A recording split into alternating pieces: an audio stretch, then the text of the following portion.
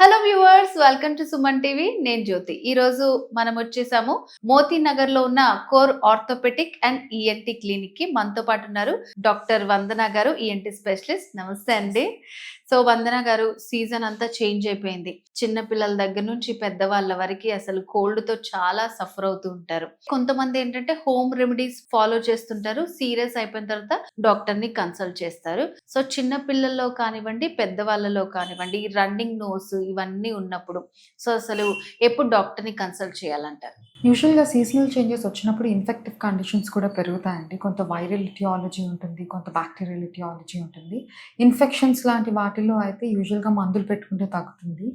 కానీ మరికొంతమందిలో సీజన్ మారంగానే తుమ్ములు రావటం అదే అంతా they're features of allergic rhinitis అండి. ఇదొక కండిషన్. వీళ్ళ రక్తంలోనే వాళ్ళకి కొంత పడని తత్వం ఉంటుందండి. అది వాళ్ళకి ఈ ఒక్క సీజన్లోనే వచ్చేది కాదు, వాళ్ళకి క్రానిక్గా ఉంటుంది. ఓకే.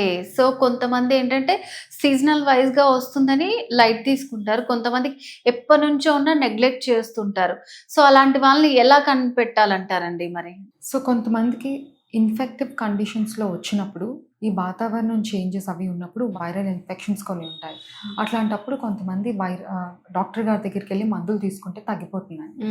మరి కొంతమందికి అలర్జీ ఉన్న వాళ్ళలో వీళ్ళు క్రానిక్ పేషెంట్స్ అయ్యి ఉండటం వల్ల వాళ్ళకి ముందు నుంచి తెలుస్తుందండి. వాళ్ళకి ఎవ్రీ ఇయర్ మందులు వాడుకోవడం అన్నా జరుగుతుంది. లేదు అంటే వాళ్ళు ప్రతి సంవత్సరం డాక్టర్ గారి దగ్గరికి వెళ్ళి చూపించుకోవటం అవుతుంది. చాలా మందికి ఇట్లానే రన్నింగ్ నోస్ ఎక్కువగా ఉండటం, లేదంటే అలర్జీ ఇన్ఫెక్షన్స్ వల్లనో ముక్కులో కండ పెరిగింది, సో ఆ సర్జరీ చేసుకుంటే మనకి ప్రాబ్లం సాల్వ్ అయిపోతుంది అని అంటూ ఉంటారు. సో అసలు ఆ ప్రాబ్లం ఏంటండి? ఆ సర్జరీ గురించి ఏమైనా చెప్తారా? ఫస్ట్ అలర్జీని అర్థం చేసుకోవాలండి మనం ఇక్కడ. అలర్జీ అనేది it is not something which is only related to your nose or your eyes. అంటే అలర్జీ అనేది మీ ముక్కుకు ఒక్కదానికే సంబంధించిందో, మీ గొంతుకు సంబంధించిందో, మీ కళ్ళకు సంబంధించిందో కాదండి. ఎందుకని స్పెసిఫిక్గా ఈ 3 చెప్తున్నామంటే, మనం యూజువల్గా పేషెంట్ మన దగ్గరికి వచ్చేటప్పుడు కళ్ళలోని దురదలండి, నాకు బాగా ముక్కులోంచి నీళ్ళు కారిపోతున్నాయండి, ముక్కులో దురదలండి, లేదంటే గొంతులోన అంగిళ్ళలోన దురదలు వస్తున్నాయని చెప్తారండి అలర్జీ ఉన్న పేషెంట్స్. ఈ మూడిట్లో ఎందుకని వాళ్ళకి మూడిట్లో కలిపి సిమ్టమ్స్ వస్తున్నాయంటే, ఈ ప్రాబ్లం బేసిక్గా రక్తంలో ఉన్న ప్రాబ్లం అండి. ఈసినోఫిల్ సెల్స్ అని ఒక పర్టికులర్ సెల్స్ ఇవి పెరిగిపోవటం వలన కొంతమంది పేషెంట్స్ ఇట్లాగా హైపర్గా స్టిమ్యులేట్ అవుతారు. వాళ్ళ రెస్పాన్స్ కొంత మామూలుగా ఉన్న వాళ్ళకన్నా కొంత ఎక్కువగా ఉంటుంది. అది ఈ పర్టికులర్ సెల్స్ వల్ల అవుతుందండి. సో అలర్జీస్ వచ్చినప్పుడు ఈ క్రానిక్ అలర్జిక్ పేషెంట్స్ ఎవరైతే ఉన్నారో వీళ్ళలోన పాలిపోసిస్ అని ఒక కండిషన్ వస్తుందండి. ముక్కులోన కండ పెరగడం.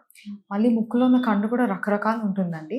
సింపుల్ టర్బినేట్స్ ఉంటాయి, లేదు అంటే మాంసం పెరగడం, లైక్ పాలిపాయిడల్ గ్రోత్ అంటారు. ఇది క్రానిక్ అలర్జీస్ ఉన్న వాళ్ళలో ఈ పాలిప్స్ అనేది మనం కామన్గా చూస్తూ ఉంటామండి. సో అట్లాంటి పేషెంట్స్కి ఖచ్చితంగా ముక్కులో నుంచి గాలి ఆడదండి. వాళ్ళు ఖచ్చితంగా వాళ్ళు డాక్టర్ గారికి కన్సల్ట్ అవ్వాల్సిందే. సో అంటే వాళ్ళు డిలే చేయకుండా డాక్టర్ ని కంపల్సరీ కన్సల్ట్ అవ్వాలండి. ఓకే. పాలిపోసిస్ అనేది మీకు నీటి బుడగలాగా కనిపిస్తుందండి. జస్ట్ మనం నోస్ని లిఫ్ట్ చేస్తే అది యూజువల్గా మన దగ్గరికి వచ్చిన తర్వాత ఎండోస్కోపీ అది చేసి చూసుకుంటామండి. యూజువల్గా ఈఎన్టీ డాక్టర్ గారు చూడంగానే ఒక అవగాహన వస్తుంది. అయినా కూడా దేర్ ఆర్ ఫర్దర్ ఇన్వెస్టిగేషన్స్. ఒకటి ఎండోస్కోపీ ఒకటి చేసుకోవాల్సి ఉంటుంది. తర్వాత అది ఎక్కడి నుంచి వస్తుంది, దాని ఆరిజిన్ ఎక్కడుంది. ఒకవేళ మాంసం వచ్చింది అనుకోండి, దెర్ ఇస్ అ క్యావిటీ అండి, ఇటు మాక్సిలరీ సైనసెస్ అని ఉంటాయి. ఓకే. 4 సైనసెస్ నుంచి వస్తుందా, ముక్కులో నుంచి వస్తుందా, ఎక్కడి నుంచి వస్తుంది, దీని ఆరిజిన్ ఎక్కడి నుంచి వస్తుంది, ఇది ఎక్కడి వరకు వెళ్తుంది అనేది కూడా చూసుకోవాలి. మరి కొంతమందికి ఈ పాలిప్ ఎంత పెద్దగా ఉంటుంది అంటే కొంతమందికి ముక్కు బయటికి రావచ్చు, ఇంకొంతమందికి ముక్కు వెనకాల నుంచి గొంతులోకి కూడా వెళ్ళే అవకాశం ఉంటుందండి. చాలా మంది అందుకే ఇట్లా కొంచెం స్వాలో చేస్తున్నట్టు ఇట్లా అంతా చేస్తూ ఉంటారు. సో ఇట్లా మనం వీడియోస్లో వాటిలో చూసినప్పుడు కూడా ఇంత మన ఫింగర్ సైజ్ నుంచి చాలా పెద్ద పెద్దగా అదంతా ముక్కులో నుంచి వచ్చినట్టు చూపిస్తూ ఉంటారు. సో అంటే నిజంగా అంత పెద్దగా పెరుగుతుందా అండి ముక్కులో కంటే? ఫ్లెమ్ అండి అది మీరు మాట్లాడేది. అది మ్యూకస్ ఫ్లెమ్. అది బాడీ సెక్రీషన్స్. అది కొంతమంది గట్టిగా రావటం, బాగా థిక్ గా రావటం, ఫ్లెమ్ అంతా. ఇది అలర్జీస్ లో యూజువల్ గా మనం చూసేది. అది అటు ఇటు కదలడానికి దారి లేనప్పుడు అట్లాగా ప్లగ్ లాగా ఫామ్ అవుతుందండి. అది next it will go in to the oral cavity. దాన్ని పోస్ట్ నాసల్ డ్రిప్ అంటారండి. ఆ సెక్రేషన్స్ అన్ని వెనక్కి నోటి నుంచి కిందకి వెళ్తూ ఉంటాయి, గొంతులోకి దిగుతూ ఉంటాయండి. దాన్ని పోస్ట్ నాసల్ డ్రిప్ అంటారు. అది కూడా చాలా పేషెంట్‌కి యూజువల్‌గా చాలా ఇరిటేటింగ్ సెన్సేషన్ ఉంటుంది పేషెంట్‌కి. సో, అంటే నేను చెప్పిందంతా ఏంటంటే నోస్‌లోంచి బయటికి రాకుండా, లోపలికెళ్ళకుండా అక్కడ స్టక్ అయిపోయి చాలా ఇరిటేషన్ క్రియేట్ ఎగ్ చేస్తుంది. పీలుస్తారు కదా అండి! ఆ! ఎగ్ పీల్చలేకుండా ఉంటారు. ఓకే. ఓకే. అలాంటప్పుడు వాళ్ళకి అది మ్యూకస్ ఫ్లెమ్ అంతా ప్లగ్ లాగా ఫార్మ్ అవుతుంది. హుహు. సో, అంటే ఇప్పుడు ఆ ముక్కులో కండ పెరిగిందని చెప్తుంటారు కదా డాక్టర్. సో, మరి దానికి ఏంటి అంటారు పరిష్కారం మరి? First we have to establish అండి. ఆ కండ అనేది ఎలాంటి రకమైన మాంసము అది. హ్మ్. మనం ఇందాక చెప్పుకున్నట్లు ఇది నార్మల్ టర్బినేటా? లేదంటే ఏమన్నా మాంసం కింద అంటే పాలిపాయిడల్ గ్రోత్ కింద వచ్చిందా? వస్తే అది ఎక్కడి నుంచి వచ్చింది? దీన్ని ఫర్దర్‌గా ఎండోస్కోపీ గానీ, సీటీ స్కాన్స్ కానీ ఇవన్నీ చేసుకొని ఎక్కడి నుంచి వస్తుందో ఎవాల్యుయేట్ చేసుకుంటామండి. ఇది చూసిన తర్వాత నెక్స్ట్ మనం సర్జికల్ సొల్యూషన్స్ ఉన్నాయండి. పెరిగిన మాంసాన్ని తీసేస్తే అసలు వీటి వల్ల వచ్చే ఇబ్బందులేంటి ఫస్ట్ పేషెంట్‌కి? ఈ మాంసం పెరగటం వల్ల మోస్ట్ కామన్ కంప్లెయింట్ ఏముంటుందంటే అండి ముక్కులోంచి శ్వాస తీసుకోలేకపోవటం. హ్మ్. దీనికి ఇంకొక కారణం కూడా ఉంది. డీవియేటెడ్ నాసల్ సెప్టమ్ అని ముక్కు 2 నాస్ట్రిల్స్‌ని సెపరేట్ చేస్తూ దేర్ ఈస్ ఎ వాల్ అండి. దాన్ని సెప్టమ్ అంటారు. ఈ 2 నాస్ట్రిల్స్‌ని సెపరేట్ చేస్తూ దేర్ ఈస్ ఎ వాల్ లోపల. ఆ సెప్టమ్ కూడా కొంతమందికి పక్కకి వంగిపోయి ఉంటుందండి. హ్మ్. ఈ అదే ఆల్ ముక్కు కండరం వంకర ఉందని, ఆ! గోడ గోడ వంకరగా గోడ ఉంది అంటారు. వంకరగా ఉందని చెప్తూ ఉంటారు. అవునండి. సో, దానివల్ల గూడా మనకి ప్రాబ్లమ్ అవుతుందనమాట. అవునండి. ఓకే. సో, అది కూడా మనం సర్జరీ ద్వారా సెట్ చేసుకోవచ్చు. చేసుకోవాలండి. అది హ్మ్. మనం ఎవాల్యుయేట్ చూసుకొని ఇది ఇబ్బంది అని మనకు అర్థమైన తర్వాత దాని నెక్స్ట్ ఫర్దర్‌గా సర్జికల్ సొల్యూషన్స్ ఉన్నాయండి. హ్మ్. యూజువల్‌గా ఈ అలర్జీ ఉన్న పేషెంట్స్‌లో హ్మ్. సైనసైటిస్ కూడా కొంత ఎక్కువ వస్తుందండి. హుహు. సైనసైటిస్ కూడా వచ్చే అవకాశాలు కొంత నార్మల్ హ్మ్. పాపులేషన్‌తో కన్నా కొంత ఎక్కువగా చూస్తాం క్లినికల్ ప్రాక్టీస్‌లో. సో, మరి డాక్టర్ గారు ఈ సర్జరీ చేసుకున్న తర్వాత వాళ్ళేవైతే ప్రాబ్లమ్స్ ఫేస్ చేస్తున్నారో, సో, ఈ డస్ట్ అలర్జీ గాని, కంటిన్యూస్‌గా రన్నింగ్ నోస్ ఉండడము, సో, వన్ సైడ్ అంతా పెయిన్ రావటము, ఇలాంటి ప్రాబ్లమ్స్ అన్నీ తగ్గుతాయంటారా? సో, సైనసైటిస్ వల్ల ఈ వన్ సైడెడ్ హెడేక్స్ ఇవన్నీ ఉంటాయండి. ఫేషియల్ హెడేక్స్, పంటి దగ్గర నొప్పి రావటం, హ్మ్. తలంతా ఈ భాగంలో నొప్పి, కళ్ళ వెనక భాగంలో నొప్పి రావటం, ఇవన్నీ సైనసైటిస్ వల్ల వస్తూ ఉంటాయండి. హ్మ్. నెక్స్ట్ మనం డెఫినెట్‌గా రిలీఫ్ వస్తుంది అని చెప్పేది ఏంటి అంటే, ముక్కులో నుంచి గాలి ఆడకపోవటం నుంచి డెఫినెట్‌గా చాలా వరకు రిలీఫ్ వస్తుందండి. మాంసం తీయంగానే ఆ స్పేస్ అంతా ఓపెన్ అప్ అయిపోవటం వల్ల పేషెంట్ సడెన్‌గా మంచిగా గాలి పీల్చుకోగలరు. కానీ అలెర్జీ అనేది ఏదైతే కండిషన్ ఉన్నదో, నేను మీకు ముందరే చెప్పినట్లు ఇది ఒక జెనెటిక్ కండిషన్. ఓకే. ఓకే. అది వాళ్ళ బ్లడ్‌లో ఉంటున్న ప్రాబ్లమ్ అండి. మనం బ్లడ్‌ని ముట్టుకోం కదా అండి సర్జరీ చేసేటప్పుడు. అవునవును. సో, రక్తం అలానే ఉంటుంది. ఆ రక్తంలో ఉన్న తత్వం గూడా అలానే ఉంటుందండి. అలర్జిక్ కండిషన్స్ కూడా అవి అలానే ఉంటాయి. అలర్జీ ఎక్కడికి పోదు.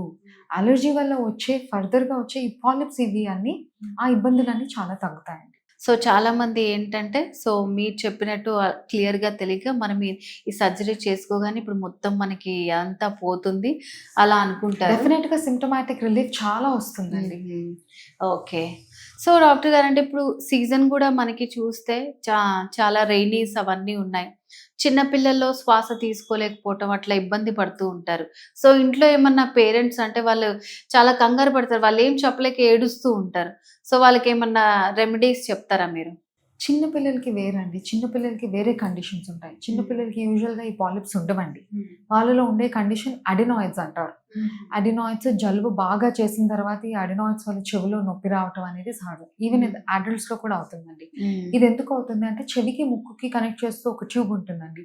దాన్ని యూస్టేషన్ ట్యూబ్ అంటారు. అది బ్లాక్ అవ్వటం వల్ల ఈ ఇన్ఫెక్షన్ ఏదైతే ఉందో చెవిలో ఉన్న స్ప్రెడ్ అయ్యి అది కొంచెం ఇబ్బంది పెడుతూ ఉంటుంది. ఆ తర్వాత అది పస్ కింద మారటం, చెవిలో నుంచి కారటం ఇవన్నీ చూస్తామండి. So, okay. అది వేరే కండిషన్ ఆల్‌టుగెదర్. హ్మ్. సో, దానికి మెడికేషన్ మళ్ళీ మారిపోతుందండి. ఓకే. పిల్లల్లో గానీ, పెద్దల్లో కానీ చాలా డిఫరెంట్‌గా ఉందండి. ట్రీట్మెంట్ చేసేది వేరేగా ఉంటుంది. అవునండి. సో, వాళ్ళకి మెడికేషన్ అంతా వేరేగా ఉంటుంది. సో, నార్మల్‌గా అంటే మీరేమన్నా టిప్స్ చెప్తారా? ఈ రెయినీ సీజన్‌లో కొంచెం కోల్డ్ నుంచి మనం అవాయిడ్ చేసుకోవడానికి.